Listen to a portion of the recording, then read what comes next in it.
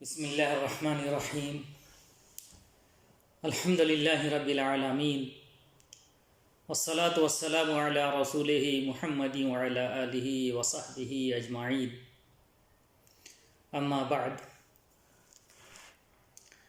میرے دینی و ملی بھائیوں،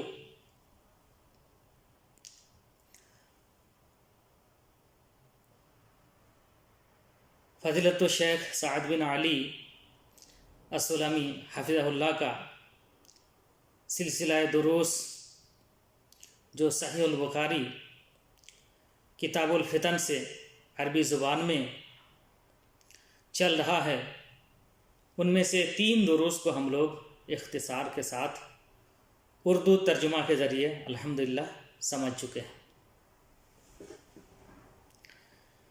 آج ہم لوگ اس سلسلہ دروس کے درس نمبر 4 کو اردو ترجمہ کے ذریعے سمجھیں گے انشاءاللہ۔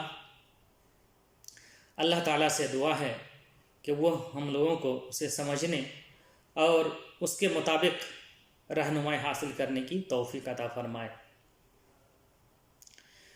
میرے بھائیوں، امام بخاری رحمۃ اللہ علیہ نے 5ویں باب کا جو ترجمۃ الباب قائم کیا ہے وہ ہے باب ظہور الفتن۔ یہ باب بھی، یہ ترجمۃ الباب بھی باب کے تحت مذکور حدیث کے الفاظ وتظہر الفتن سے ماخوذ ہے۔ باب ظہور الفتن، ظہور الفتن کا مطلب یہ ہے کہ فتنوں کا بڑے پیمانے پر ظاہر ہونا اور پھیل جانا، کیونکہ فتنہ تو ہر زمانہ میں کچھ نہ کچھ ہوتا ہی ہے، لیکن یہاں اس کا مطلب ہے بہت ہی بڑے پیمانے پر پھیل جانا، فتنوں کا سیلاب آ جانا، اور جب ایسا ہوگا تو یہ فتنے قرب قیامت کی علامات ہوں گے۔ اور یہ فتنے یا تو شبہات فی الدین سے متعلق ہوں گے، مثلا ایسے گناہوں کے سبب جو کفر تک نہ پہنچے کافر قرار دینا۔ اسی طرح معتزلہ کا یہ عقیدہ ہے کہ بندوں کے افعال غیر مخلوق ہیں، اور ان کا یہ بھی عقیدہ ہے کہ مرتکب کبیرہ منزلہ بین المنزلتین میں ہوگا، یعنی وہ اسلام سے تو خارج ہو جائے گا لیکن کفر میں داخل نہیں ہوگا۔ اسی طرح مرجئہ کا قول ہے کہ اعمال ایمان میں داخل نہیں ہے۔ اسی طرح جہمیہ کا اللہ تعالیٰ کے لیے اسماء و صفات کا انکار کرنا۔ اسی طرح فتنہ خلق قرآن وغیرہ، یہ سب جو ہیں یہ فتنے سارے کے سارے شبہات فی الدین سے متعلق ہیں۔ اسی طرح یہ فتنے یا تو شہوات اور خواہشات سے متعلق ہوں گے، مثال کے طور پر حصول مال یا حصول روزی میں حلال و حرام کی تمیز نہ کرنا۔ اسی طرح عورتوں سے متعلق فتنہ، جو کہ بہت بڑا فتنہ ہے حال کے زمانے کا۔ آج بے حیائی، بے پردگی بہت زیادہ عام ہے، جس کے سبب طرح طرح کے جرائم سماج و معاشرہ میں جنم لیتے ہیں۔ تو یہ عورتوں کا فتنہ ایک بہت بڑا فتنہ ہے۔ اسی طرح قتل و قتال کا فتنہ، یہ بھی حال کے زمانے کا ایک بہت بڑا فتنہ ہے۔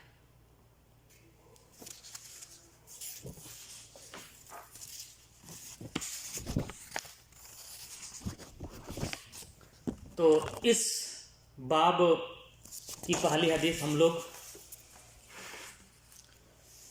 دیکھتے ہیں.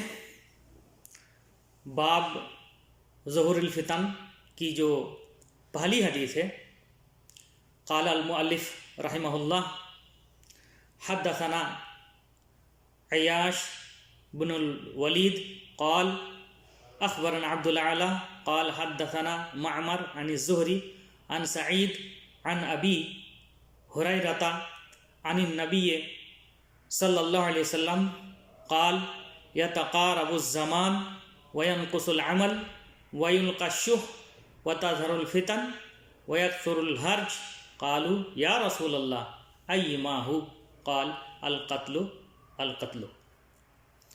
میرے بھائیو، ایک بات یہ بھی ہے، ہم لوگ اس کا ذکر پہلے بھی کر چکے ہیں کہ جو شیخ محترم کے دروس ہوتے ہیں وہ دروس عربی زبان میں ہوتے ہیں اور بڑی تفصیلی باتیں ہوتی ہیں، شیخ کی تفصیلی گفتگو ہوتی ہے. تو ہم لوگ ان تفصیلات میں نہیں جائیں گے، جو نص حدیث کا ترجمہ ہے اس پر اور حدیث کی مختصر شرح پر ہی اکتفا کریں گے انشاءاللہ. تو یہ پہلی حدیث ہے. عن ابی ہریرہ عن النبی صلی اللہ علیہ وسلم قال یتقارب الزمان وینقص العمل ویلقى الشح وتظہر الفتن ویکثر الحرج قالوا یا رسول اللہ ای ما ہو قال القتل القتل. حدیث کا ترجمہ یہ ہے، ابو ہریرہ رضی اللہ عنہ سے مروی ہے، وہ فرماتے ہیں کہ اللہ کے رسول صلی اللہ علیہ وسلم نے فرمایا یتقارب الزمان، زمانہ قریب ہوتا چلا جائے گا، وینقص العمل، اور عمل کم ہوتا جائے گا، ویلقى الشح، اور لالچ دلوں میں ڈال دیا جائے گا، وتظہر الفتن، اور فتنے ظاہر ہوں گے، ویکثر الحرج، اور حرج کی کثرت ہوگی. قالو، ان لوگوں نے فرمایا یا رسول اللہ، اے اللہ کے رسول صلی اللہ علیہ وسلم، ایما ہو، وہ کیا ہے؟ یعنی حرج کے بارے میں سوال کرتے ہیں کہ وہ کیا ہے. قال، آپ صلی اللہ علیہ وسلم نے فرمایا القتل القتل، قتل قتل. میرے بھائیوں، اس حدیث کے الفاظ یہ ہیں، جو حدیث میں الفاظ ہیں ان میں سے یہ بھی ہے یتقارب الزمان. حدیث کا جو یہ ٹکڑا ہے اس کا کیا مطلب ہے؟ اس کے معنی میں علماء کے مختلف اور متعدد اقوال ہیں. بعض اہل علم کا قول ہے کہ اس سے مراد برکت کا کم ہو جانا، اور انہوں نے اللہ کے رسول صلی اللہ علیہ وسلم کی اس حدیث سے استدلال کیا ہے. وہ حدیث کیا ہے؟ یتقارب الزمان فتکون السنۃ کالشہر والشہر کالجمعۃ والجمعۃ کالیوم. معنی حدیث کا کیا ہے کہ زمانہ قریب ہوتا جائے گا تو اس میں کیا ہوگا؟ سال مہینے جیسا لگے گا، اور مہینہ جمعہ جیسا یعنی ہفتہ جیسا ہو جائے گا، اور ہفتہ جو ہے دن جیسا ہو جائے گا. یعنی ان کے دنوں کی برکت کم ہو جائے گی، برکت بالکل گھٹ جائے گی. تو بعض لوگوں کا یہ قول ہے. دوسرا قول یہ ہے کہ اس زمانے کے لوگوں کے حالات ایک جیسے ہو جائیں گے. اس زمانے کے لوگوں کے جو حالات ہوں گے وہ ایک جیسے ہو جائیں گے. امر بالمعروف اور نہی عن المنکر کے کام سے سارے لوگ پیچھے رہ جائیں گے. اس عظیم فریضہ کی انجام دہی میں سبھی لوگ کوتاہی کریں گے، جس کے سبب اور جس کی وجہ سے سارے لوگ فتنے و فساد سے متاثر ہوں گے۔ تو اس طرح لوگوں کے حالات ایک جیسے ہو جائیں گے۔ یہ اس تعلق سے دوسرا قول ہے۔ تیسرا ایک قول یہ بھی بتایا جاتا ہے کہ نئی نئی ایجادات کی بنیاد پر ملکوں اور شہروں کے درمیان کی مسافت جو کم ہو گئی ہے وہ مراد ہے اس سے۔ شیخ ابن باز رحمۃ اللہ علیہ نے اپنے ایک فتویٰ میں یہ بیان فرمایا کہ ظاہراً یہی معلوم ہوتا ہے کہ یتقارب الزمان سے مراد برکت کا ختم کر دینا ہے۔ ان کے علاوہ بھی اس کی توجیہ کی گئی ہے۔ بہرحال مفہوم جو بھی ہو، لیکن اس حدیث میں اللہ کے رسول صلی اللہ علیہ وسلم کی نبوت کی دلیل موجود ہے، چونکہ اللہ کے رسول صلی اللہ علیہ وسلم نے غیبی امور کی خبر دی ہے، اور وہ غیبی امور واقع ہوتے جا رہے ہیں، دھیرے دھیرے واقع ہوتے جا رہے ہیں، وہ سامنے آتے جا رہے ہیں۔ اسی حدیث کے اندر ایک ٹکڑا ہے وَيَنْقُصُ الْعَمَلُ۔ اس کا کیا مطلب ہے؟ اس کا مطلب یہ ہے کہ عمل کم ہو جائے گا۔ کون سا عمل؟ یعنی عمل صالح کم ہو جائے گا، اور عمل صالح کا کم ہونا دراصل ایمان کا کم ہونا ہے، کیونکہ عمل بھی ایمان میں داخل ہے۔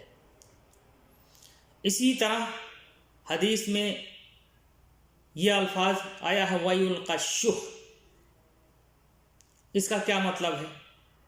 اس کا مطلب ہے لوگوں کے دلوں میں بخل ڈال دیا جائے گا۔ شح کا معنی بخل ہے، بلکہ وہ بخل سے زیادہ شدید ہے اور بخل سے زیادہ بری صفت ہے یہ۔ اور اس کے بارے میں یہ بھی کہا گیا ہے کہ بخل مال میں ہوتا ہے، اور شح مال میں اور دوسرے معروف کے کام میں بھی ہوتا ہے۔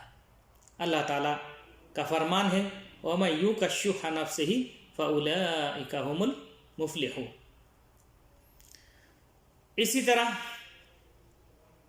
حدیث میں یہ بھی آیا ہے، حدیث کے الفاظ ہیں وَتَظْهَرُ الْفِتَنُ۔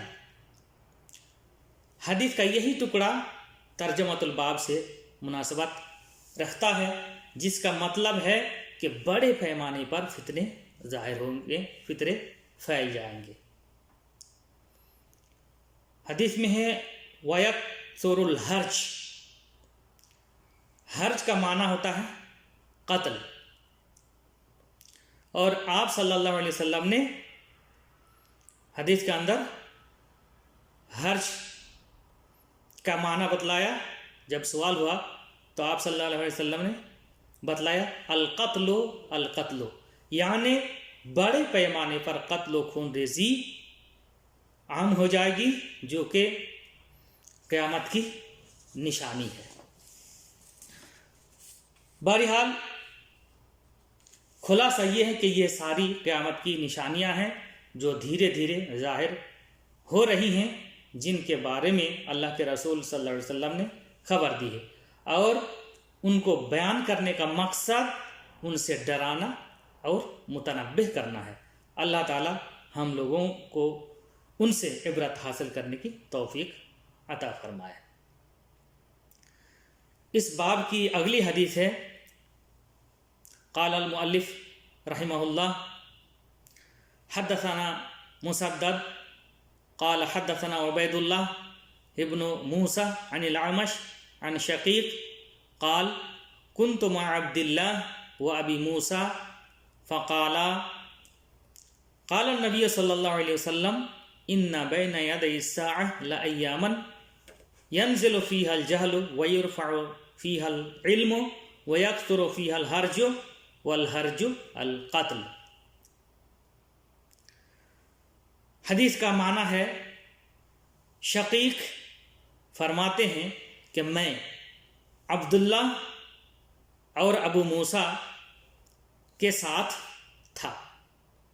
ان دونوں نے فرمایا کہ نبی صلی اللہ علیہ وسلم نے فرمایا ان بین یدی الساعہ لایاما ینزل فیہا الجہل ویرفع فیہا العلم ویکثر فیہا الحرج والحرج القتل۔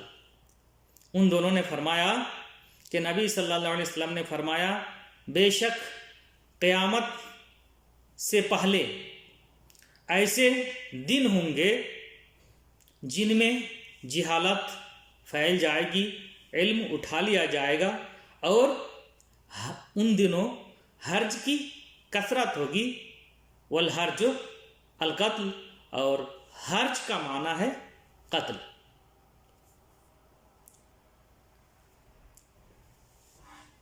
اس حدیث میں ہے ینزل فیہا الجہل ویرفع فیہا العلم، یعنی جہالت عام ہوگی اور شرعی علم اٹھا لیا جائے گا، شرعی علم ختم ہو جائے گا۔ جہالت عام ہونے کا مطلب ہی ہے کہ علم ختم ہو جائے گا۔ اور ایک بات یہ بھی ہے جو دھیان دینے کی ہے، نصوص میں جہاں بھی علم اور اہل علم کی مدح اور تعریف کی گئی ہے تو اس سے مراد علم شرعی ہی ہے۔ تو اس کا مطلب یہ نہیں ہے کہ دنیاوی علم کا کوئی فائدہ نہیں ہے، بلکہ ایک انسان اگر دنیاوی علم حاصل کرتا ہے اور اس کے ذریعے امت کی حاجت پوری کرنے کی نیت رکھتا ہے، امت کی ضرورت پوری کرنے کی نیت رکھتا ہے اور اخلاص کے ساتھ وہ کام کرتا ہے اور اللہ تعالیٰ سے اجر کی امید رکھتا ہے، تو وہ بھی عند اللہ ماجور ہوگا انشاءاللہ۔ اسی طرح ایک شخص اگر دنیاوی علم حاصل کرتا ہے مال حاصل کرنے کے لیے، مثلا ڈاکٹری کا علم ہے، انجینئرنگ ہے، تو یہ بھی جائز ہے، اس میں بھی کوئی حرج کی بات نہیں ہے، اس لیے کہ اس نے جائز چیز کے ذریعے جائز چیز حاصل کی، جائز مال حاصل کیا، تو اس میں بھی کوئی حرج کی بات نہیں ہے، ایسا بھی کرنا جائز ہے۔ جہاں تک شرعی علوم کو اٹھا لیے جانے کی بات ہے تو وہ علماء کی موت سے ہوتا ہے، اور اس تعلق سے اللہ کے رسول صلی اللہ علیہ وسلم کی ایک حدیث ہے، آپ صلی اللہ علیہ وسلم نے فرمایا ان اللہ لا يقبض العلم انتزاعا ينتزعه من صدور الرجال ولكن يقبض العلم بقبض العلماء حتى اذا لم يبق عالم اتخذ الناس رؤوسا جهالا فسئلوا فافتوا بغير علم فضلوا واضلوا۔ بے شک اللہ تعالی علم کو نہیں اٹھائے گا لوگوں کے دلوں سے علم کو کھینچ کر، لیکن اللہ تعالیٰ علم کو اٹھا لے گا بے قبض العلماء، علماء کو اٹھا کر کے، علماء کو موت دے کر کے، یہاں تک کہ جب کوئی عالم باقی نہیں رہے گا تو لوگ جہلا کو اپنا سردار بنا لیں گے، پھر ان سے فتویٰ پوچھا جائے گا، ان سے مسائل پوچھے جائیں گے، پھر وہ لوگ بغیر علم کے فتویٰ دیں گے تو خود بھی گمراہ ہوں گے اور دوسرے لوگوں کو بھی گمراہ کر دیں گے۔ تو اس طرح علم جب ختم ہو جائے گا تو یہ حالات پیدا ہو جائیں گے۔ اس باب کی اگلی حدیث ہے، قال المؤلف رحمہ اللہ حدثنا عمر بن حفص قال حدثنا ابی قال حدثنا الاعمش قال حدثنا شقیق قال جلس عبد الله وابو موسى فتحدث فقال ابو موسى قال النبي صلى الله عليه وسلم ان بين يدي الساعة اياما يرفع فيها العلم وينزل فيها الجهل ويكثر فيها الحرج والحرج القتل۔ شقیق نے فرمایا عبداللہ اور ابو موسیٰ یہ دونوں بیٹھ گئے فتحدث، پھر ان دونوں نے بات کی. تو ابو موسیٰ نے فرمایا قال النبی صلی اللہ علیہ وسلم، کہ نبی صلی اللہ علیہ وسلم نے فرمایا ان بین یدی الساعہ ایاما یرفع فیہا العلم، کہ قیامت سے پہلے ایسے دن ہوں گے جن میں علم اٹھا لیا جائے گا اور جن میں جہالت عام ہو جائے گی. وَيَكْثُرُ فِيهَا الْحَرْجُ، اور ان میں حرج کی کثرت ہوگی. والحرج القتل.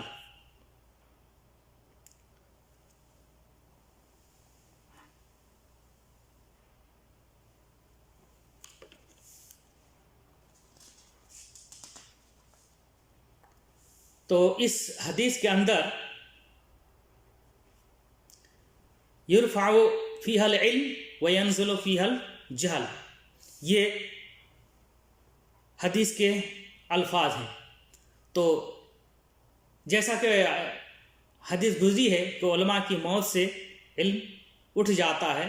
یرفع فیہا العلم کا مطلب ہوتا ہے علم اٹھا لیا جائے گا اور ان میں جہالت عام ہوگی.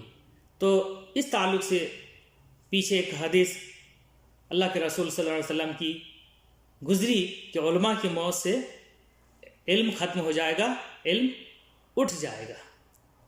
اور یہ حقیقت بھی ہے کہ آج اگر ہم دیکھیں، غور کریں، تو ہمارے سامنے سے بہت سارے علماء ربانی جو اپنے اپنے فن میں بڑی مہارت رکھتے تھے وہ گزر گئے. تو فی الحال ان کا کوئی نعم البدل تو چھوڑیے، متبادل بھی نظر نہیں آتا. تو یہ بہت بڑا علمی خسارہ ہے.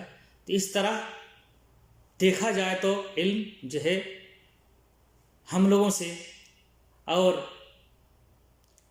ہمارے درمیان جو علماء ربانی ہیں وہ گزرتے چلے جا رہے ہیں، اور یہ ایک علمی خسارہ ہے، بہت بڑا علمی خسارہ ہے. اللہ تعالیٰ علماء ربانی کی حفاظت فرمائے. اس باب کی اگلی حدیث ہے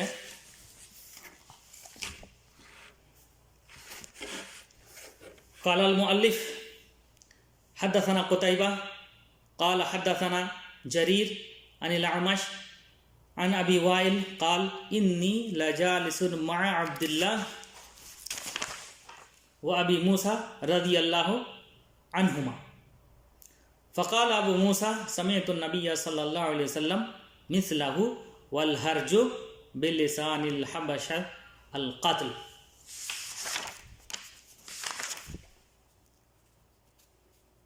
ابو وائل فرماتے ہیں کہ میں عبداللہ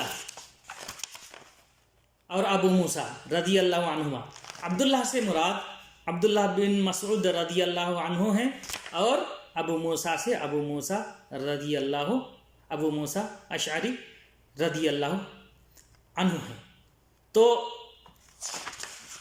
شقیق ابو وائل فرماتے ہیں کہ میں عبداللہ بن مسعود اور ابو موسیٰ رضی اللہ عنہما کے پاس بیٹھا تھا. تو ابو موسیٰ رضی اللہ عنہ نے فرمایا سمعت النبی صلی اللہ علیہ وسلم مثلہ، میں نے نبی صلی اللہ علیہ وسلم کو کہتے ہوئے سنا، مثلہ اسی جیسا. یعنی یہ جو پہلے حدیث گزری ہے اسی طرح کی حدیث نبی صلی اللہ علیہ وسلم کو فرماتے ہوئے سنا. اور اس حدیث میں یہ زیادہ ہے، یہ ٹکڑا زیادہ ہے والحرج بلسان الحبشہ القتل، حرج حبشہ والوں کی زبان میں قتل کو کہتے ہیں، یہ ٹکڑا اس میں زائد ہے.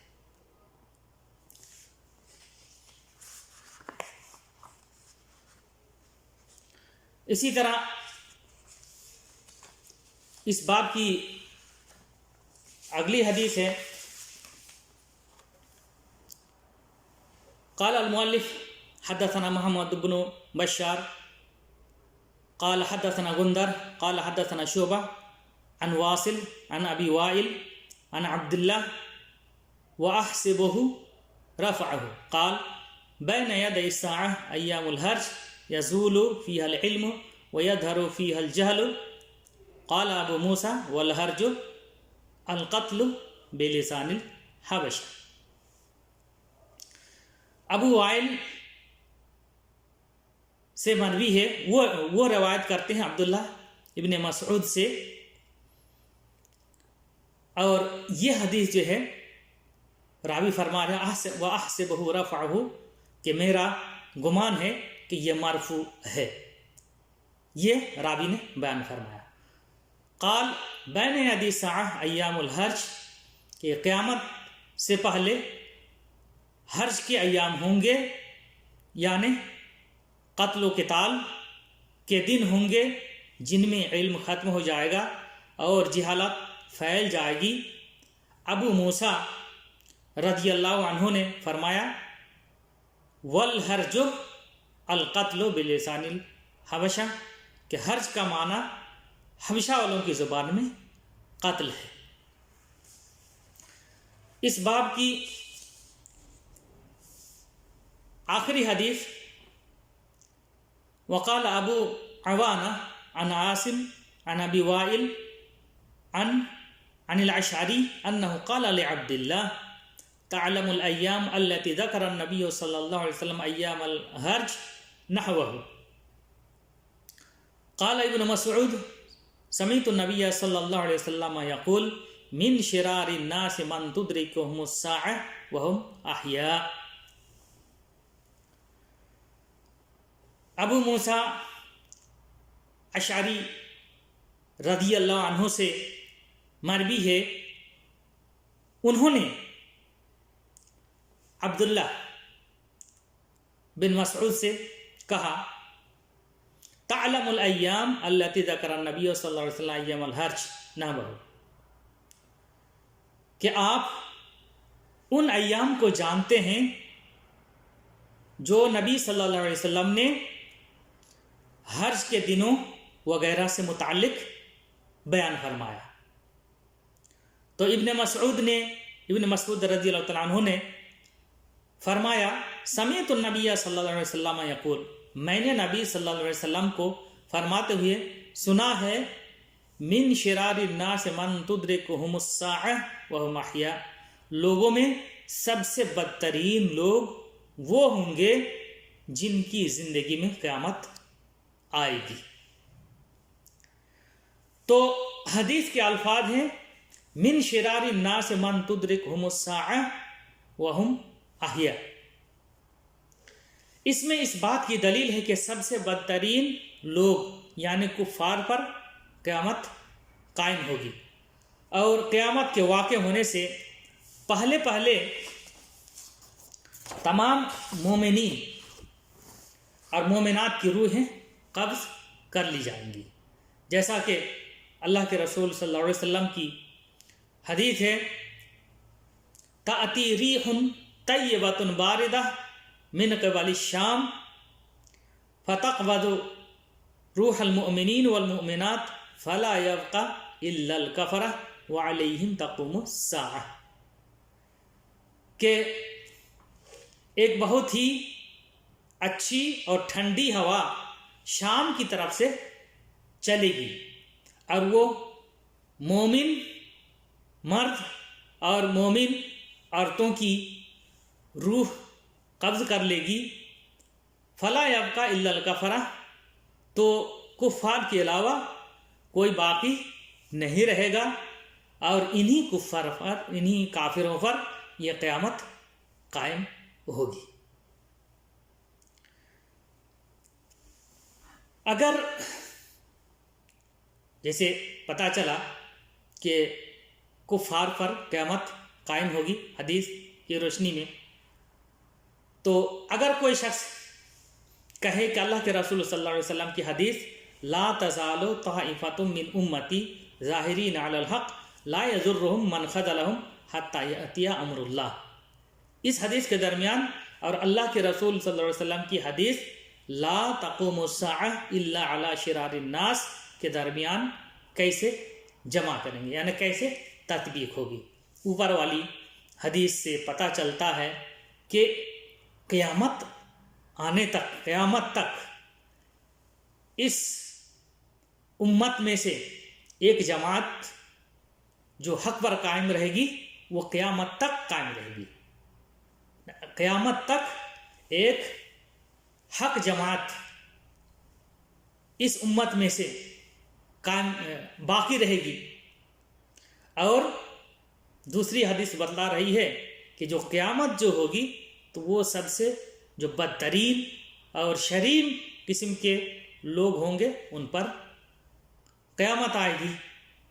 تو یہ کیسے صحیح ہو سکتا ہے؟ دونوں حدیثوں کو کیسے جمع کریں گے، کیا تطبیق ہوگی؟ تو اس کا جواب یہ ہے کہ حق پر قائم رہنے والی جماعت قیامت کے قریب ہونے تک باقی رہے گی، لیکن جب قیامت قائم ہوگی اس سے پہلے پہلے جن کے دل میں بھی ایمان کچھ ہوگا ان تمام کی موت ہو جائے گی۔ یعنی قیامت کے قریب قریب تک ایک حق جماعت رہے گی، اور جب قیامت ہونے والی ہوگی، جو قیامت جو آئے گی اس کے آنے سے پہلے پہلے اس حق جماعت کی، جو مومنوں کی جماعت بچی رہے گی، ان کی بھی موت ہو جائے گی، اور اس کے بعد جو قیامت ہوگی تو صرف اور صرف کفار اور شریر لوگوں پر قائم ہوگی۔ اسی طرح اگر کوئی شخص کہے کہ احادیث میں جن فتنوں کا ذکر ہے وہ فتنے تو ہمارے زمانے میں واقع ہو گئے، ظاہر ہو گئے ہیں، تو اس کا جواب یہ ہے کہ جو فتنے اور شرور ظاہر ہو چکے ہیں ان پر اللہ کے رسول صلی اللہ علیہ وسلم کی حدیث کا اطلاق ہوگا۔ یہ جو دن بہ دن فتنے ظاہر ہو رہے ہیں ان پر اللہ کے رسول صلی اللہ علیہ وسلم کی حدیث کا اطلاق ہوگا، لیکن اللہ کے رسول صلی اللہ علیہ وسلم کے فرمان کا مقصد ان سے بھی بڑے شرور اور فتن ہو سکتے ہیں جو بعد کے زمانے میں ظاہر ہوں گے، اور لوگ ان سے متاثر ہوں گے، اور بڑے پیمانے پر جب ظاہر ہوں گے تو وہی دراصل قیامت کی نشانی ہوگی اور قیامت کی قربت کی علامت ہوں گے یہ سارے فتنے جو بڑے پیمانے پر ظاہر ہوں گے۔ اللہ تبارک و تعالیٰ سے دعا ہے کہ اللہ تبارک و تعالیٰ ہم لوگوں کو ہر طرح کے فتنے اور شرور سے محفوظ رکھے۔ اللہ تبارک و تعالیٰ ہم لوگوں کو کتاب و سنت پڑھنے اور ان کے مطابق رہنمائی حاصل کرنے کی توفیق عطا فرمائے، اور کتاب و سنت کے مطابق زندگی گزارنے کی توفیق عطا فرمائے۔ اللہ تبارک و تعالیٰ جب تک ہم لوگوں کو اس دنیا میں زندہ رکھے، صحیح ایمان، صحیح عقیدے اور صحیح عمل کی توفیق بخشے، اور اللہ تبارک و تعالیٰ جب بھی ہمارا خاتمہ فرمائے تو خاتمہ بالخیر فرمائے، اور ہماری زبان کا آخری کلمہ کلمہ توحید لا الہ الا اللہ ہو، وصلی اللہ علی نبینا محمد وعلی آلہ وصحبہ اجمعین، وجزاکم اللہ خیرا۔